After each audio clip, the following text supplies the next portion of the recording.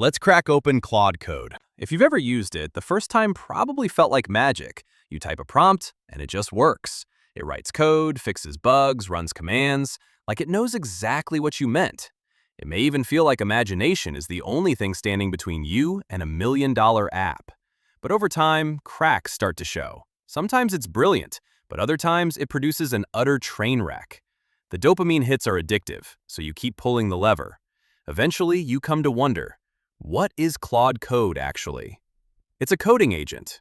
Before agents, you would prompt a large language model for code, run it in the terminal, get an error, copy it back, get a fix, and retry. Rinse and repeat.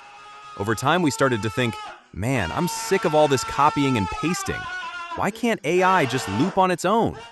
So Claude Code is a wrapper that automates that loop. What you used to do by hand, it grinds on its own. And the large language model it uses is just a piece of software that carries out autocomplete on input text strings. Tokens in, tokens out. A string goes in, a string comes out. If you know where to look, you can see everything. So let's look.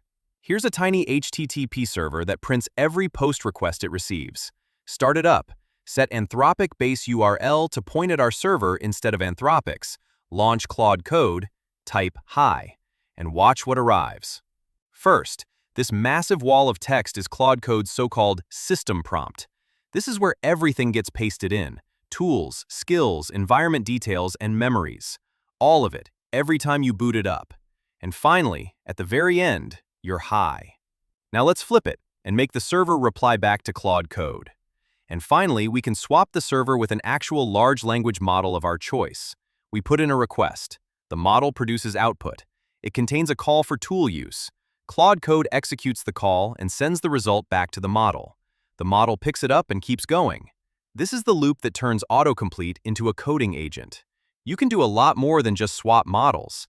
You can inspect and control what gets pulled into context or written to memory files, modify the system prompt, route requests by tasks, and change which tools each subagent sees. And that's what I'm building with mlx-code.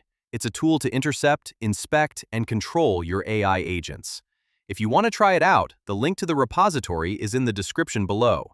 Subscribe to the channel to see what we can build with it next.